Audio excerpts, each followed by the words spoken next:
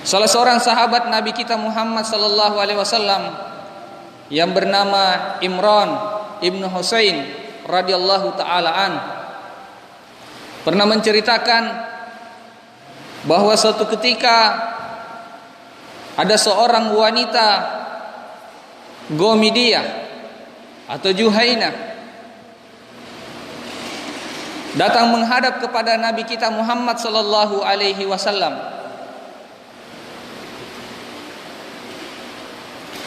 Dia menyampaikan bahwa, ya Rasulullah, sungguh aku telah berzina. Karena itu rajamlah saya. Rasulullah sallallahu alaihi wasallam tatkala mendapatkan pengaduan dari wanita ini, Nabi sallallahu alaihi wasallam tidak serta-merta merajam wanita tersebut disebabkan karena pengakuan dari kesalahannya sendiri. Namun Nabi sallallahu alaihi wasallam memerintahkan kepada wanita ini untuk kembali ke rumahnya dan menunggu sampai terlihat bahwa di perutnya betul-betul telah berada satu janin. Karena itu dia kemudian kembali ke rumahnya. Dan setelah beberapa waktu ternyata betul nampaklah di perutnya bahwa telah ada janin yang mengisi daripada rahimnya tersebut. Maka Nabi sallallahu alaihi wasallam pun kemudian memanggil wali dari wanita tersebut agar walinya tetap melindungi dan memelihara dengan sebaik-baik pemeliharaan dan perlindungan terhadap wanita tersebut, sekalipun itu telah membuktikan bahwa dia telah melakukan sebuah perzinahan. Nabi sallallahu alaihi wasallam pun kemudian memerintahkan kepada wanita tersebut untuk kembali ke rumahnya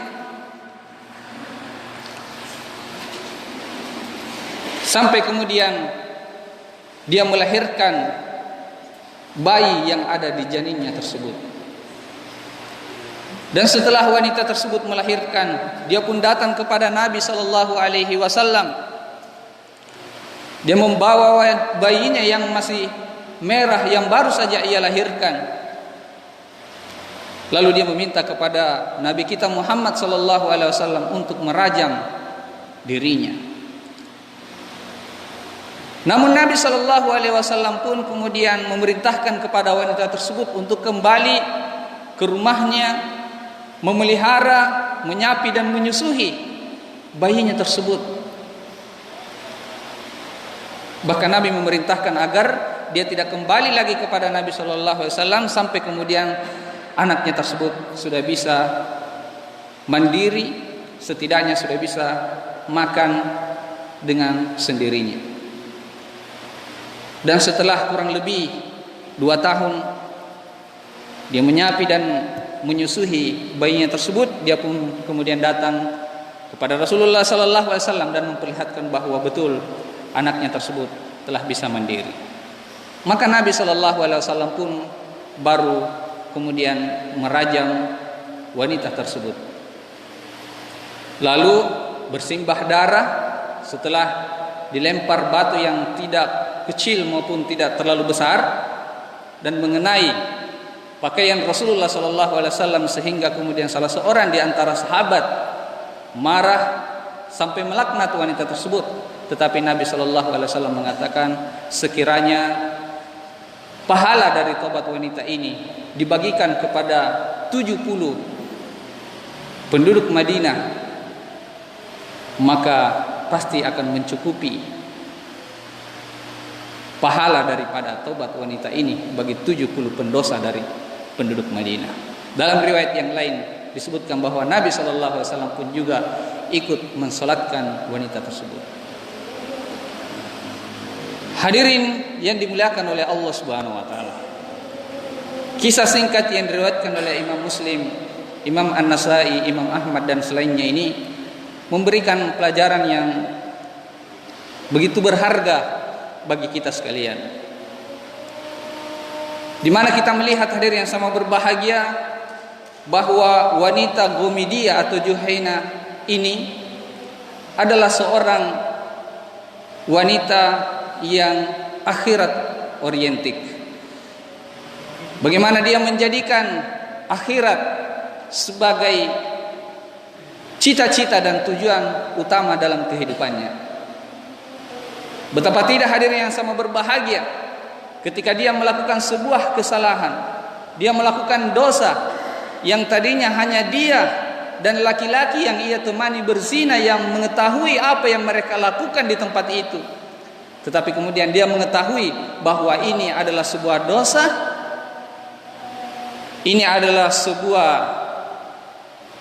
kesalahan yang harus didapatkan hukumannya di dunia. Dalam hatinya dia senantiasa berpikir bahwa kalau saya melakukan kesalahan ini di dunia dan tidak ada satupun yang mengetahuinya, tetapi Allah Subhanahu wa taala mengetahui semua apa yang ada di langit dan di bumi, dan tak ada sedikit pun yang luput daripada pengetahuan dan pengawasan Allah Subhanahu wa taala, maka lebih baik saya mendapatkan hukuman ini di dunia daripada saya mendapatkan hukuman itu di akhirat. Itulah akhirat orientik. Dia lebih takut kepada Allah Subhanahu wa taala.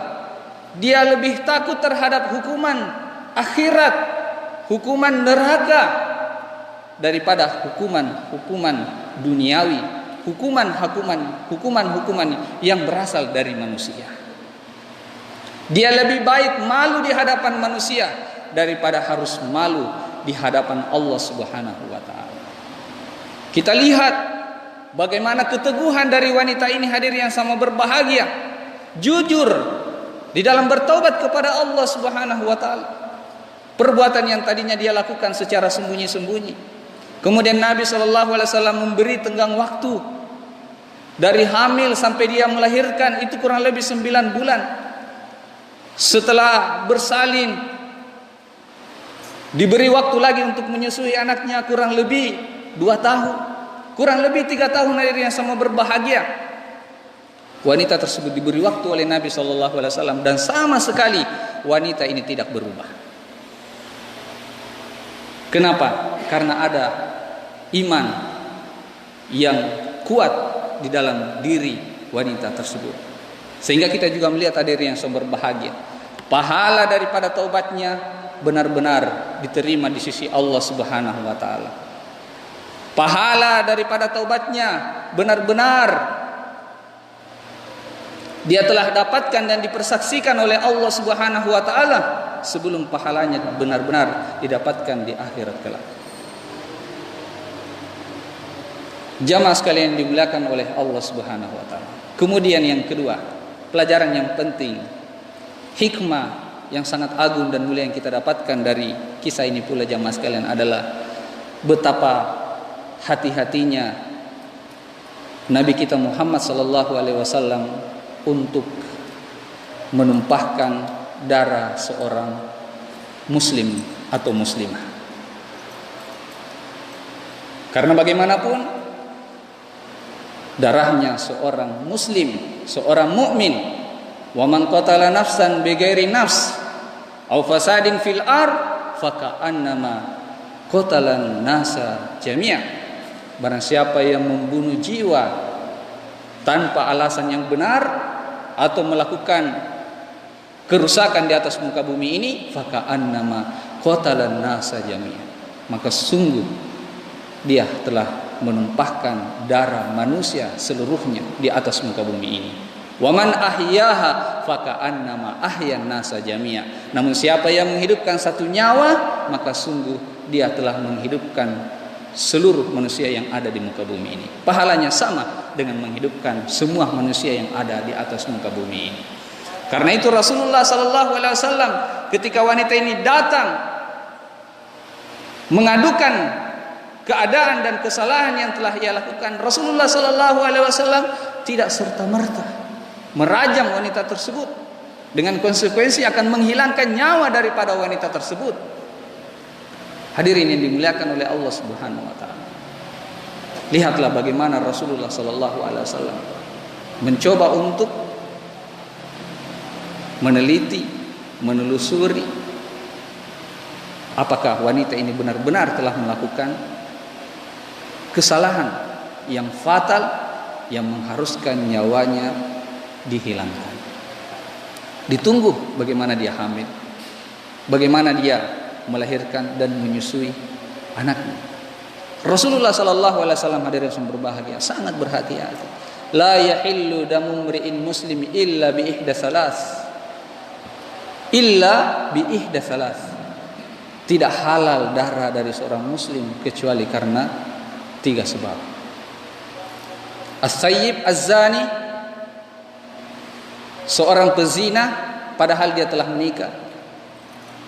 An-nafs bin nafs, seorang yang membunuh jiwa, au tarik lidini, atau seorang yang meninggalkan agamanya atau telah murtad daripada agamanya.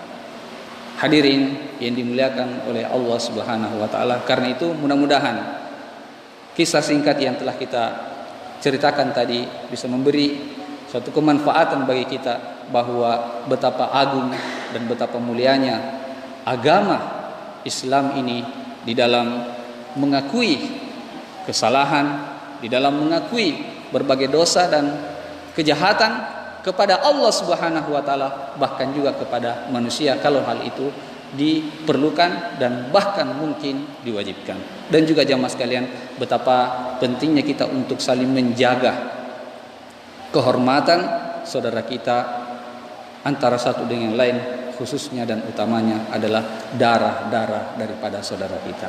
Barakallahu li wa lakum fil Qur'anil azim wa nafa'ani wa iyyakum bima fihi minal ayati wa dzikril hakim wa taqabbalallahu minni wa minkum tilawatahu wastaghfiruh innahu huwal ghafurur rahim.